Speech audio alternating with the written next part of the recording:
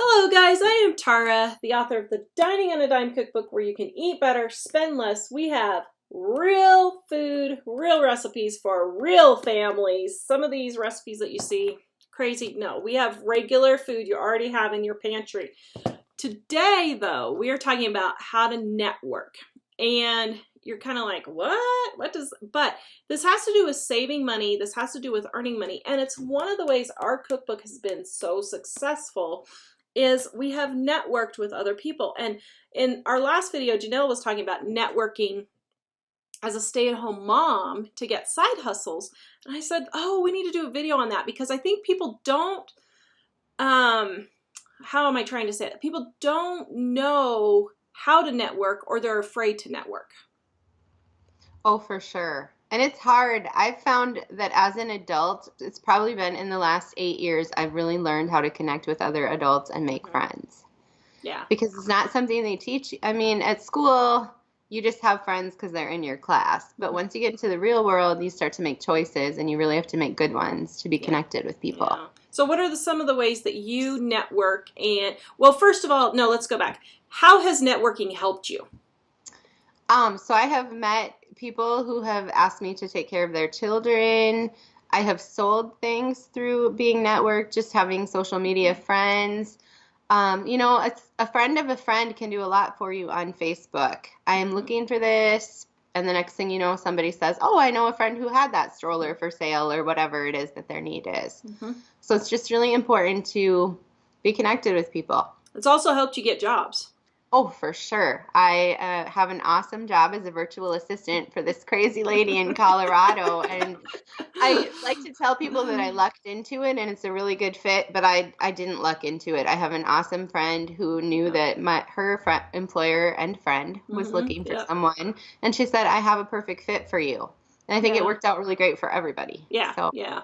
Even with not online things. It's brought you said that you had got a job for $75 a day getting kids on and off the bus and then watching a preschooler for a couple of hours. So when we were new in town, I made it a point to go stand at the bus stop the first few days and interact with the moms. Because, everybody the first day of school is taking their pictures. So let me take your picture so you can be in it with your kids. And while I'm here, I was very intentional. I had written down my name and phone number and handed it out. And I said, if you're ever not sure you missed the bus or you ever need help, just give me a call. And pretty soon, 6 o'clock in the morning, my phone was ringing. The nanny isn't coming. Can you help me out? And I did. And it was a great fit. It was a blessing for both of us. Yeah. Okay. So people think networking is like this really hard thing to do. Nope. But let me put it to you in the simplest terms that I can think of, and then we're going to work from there. Basically, it's just be nice. I mean, exactly. if you boil it down to that simple term or simple explanation, really it's be nice, be helpful, and be genuine. For sure. So just be intentional about meeting someone. Say, hi, I'm Janelle, and it's nice to meet you. And if they don't say their name, I am shocked how many people do not introduce themselves back to me. And I'll say, I didn't catch your name. And then I'm very intentional about remembering it. I have a couple names that are in the notes of my phone that I just are important to me, but I know I'll forget them. So once in a while, I look at them and refresh because people want to be known. People need to feel good, and that is one thing that is just really important. People have so much value. Yeah. And so what are some ways that you can network? So for us, when we moved into this neighborhood, we were the first house on this half of the neighborhood. So whenever anyone moved in, I would make a pan of brownies and I would take them over and we would introduce ourselves and say hi. If they were moving and we noticed that they needed help with something, we would go in and help them. A few people on moving day, I made them dinner and I took them dinner over to their house. Like you said, you can meet people at the bus stop, just smile, be nice, talk to people. Walk your neighborhood, and if you see someone mowing, just take time to say hi. Because you never know when you're going to need to borrow jumper cables or, I mean, it could be anything, or they might need help. And I love people to know that our house is a great house to come to if you need help in the neighborhood.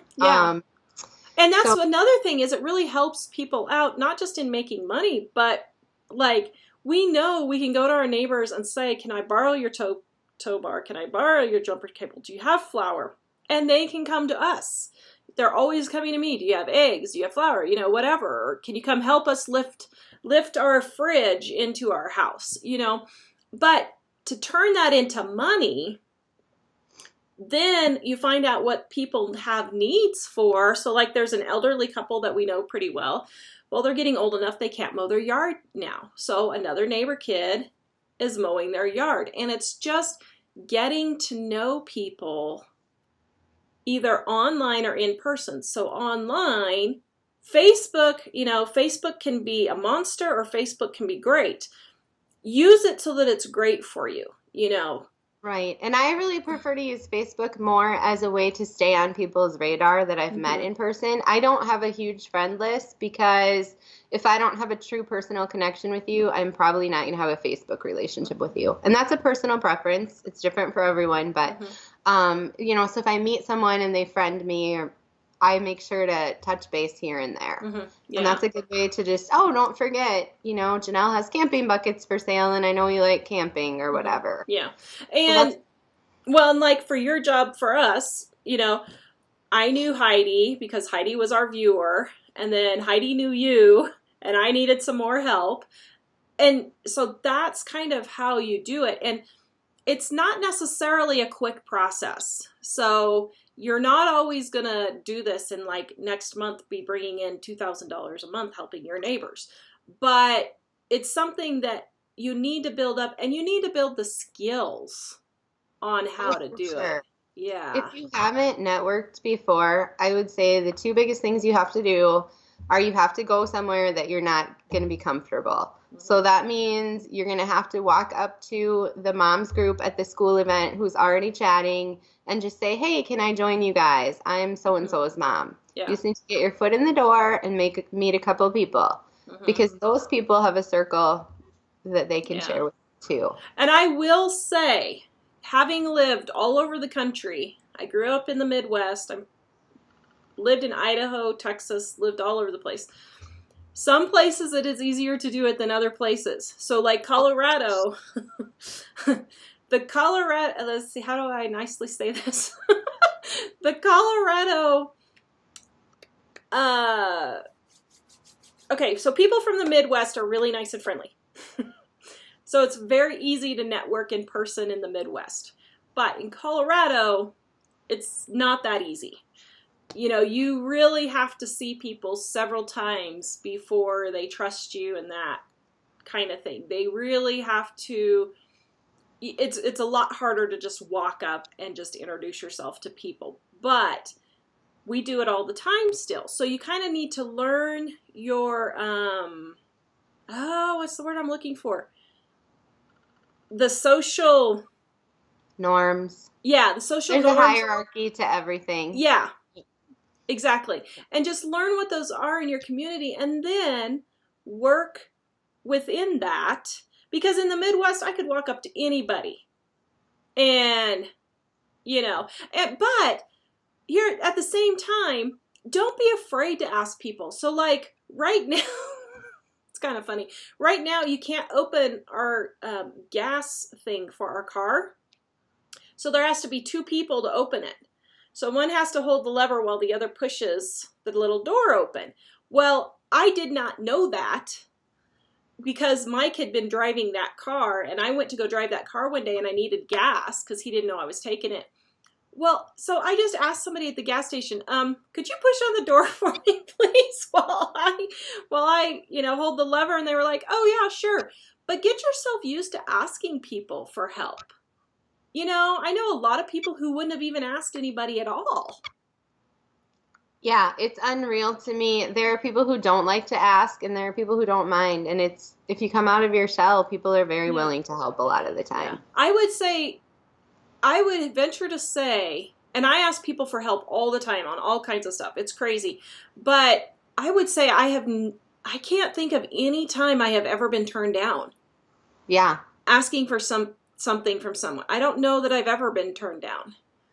Yeah, not unless they didn't have something. I don't think I have been. I remember I asked someone, a neighbor, for a specific wrench, I don't know, something, and they didn't have that size. But they knew which neighbor did have it, Isn't that and that's funny? where I went. But See? I think it's really important not to say no when people invite you, unless you have to, even if it's something you don't want to go to. You don't Mm-hmm. have to go all the time, but just getting out there and Mm-hmm. meeting people is so important. And never say no when people give you things, even if it means you have to take it to the thrift store. Because I've noticed if you tell people no, they won't ask you if you want things later.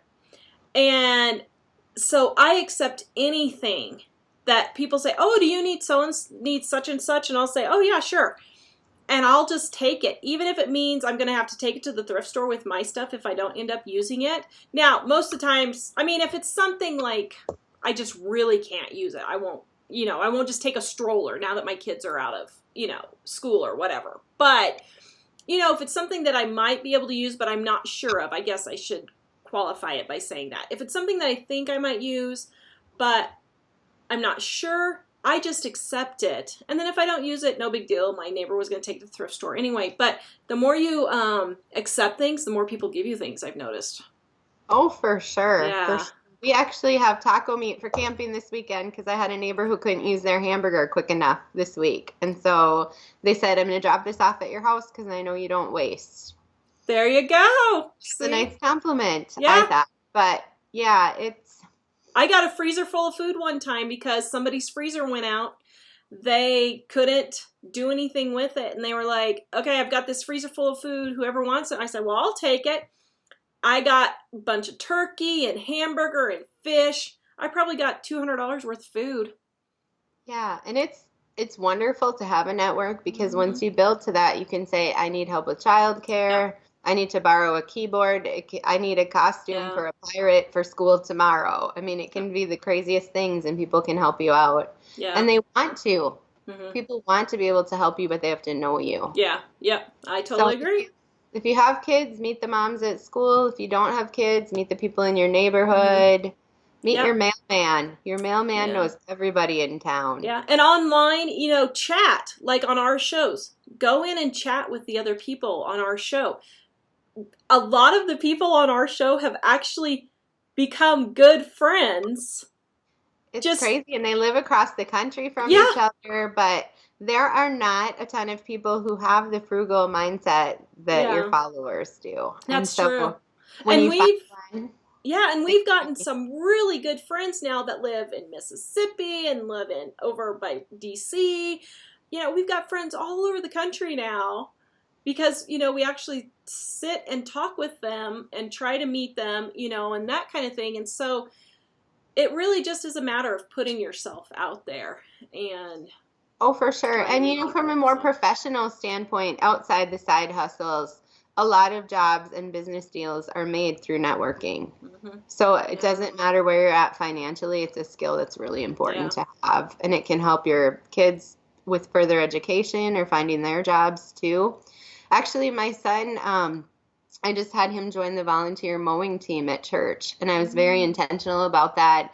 And I wanted him to be rotated through to be mentored by all the guys who work at our church. Mm-hmm. We live in a community that's very rich with just diversification. There's medical guys, there's IBM guys. There's no women on the team. I don't know why, but there aren't, and that's fine. But it's just a really good way for him to meet people and start building into being able to ask questions and learn about their maybe future. He'll get an internship with one of these guys doing something. You never know. It's amazing the work that's done just in our community, and there are such cool things all over if you just take time to look and follow up questions. So, all right, thank you, Janelle. I wanted to do that because I get that question all the time, so now I can send them this video. Awesome. All right, guys, please like, subscribe, and share, and check out our Dining on a Dime cookbook where you can eat better, spend less. Give us a great big thumbs up, and we'll see you guys next time. Bye.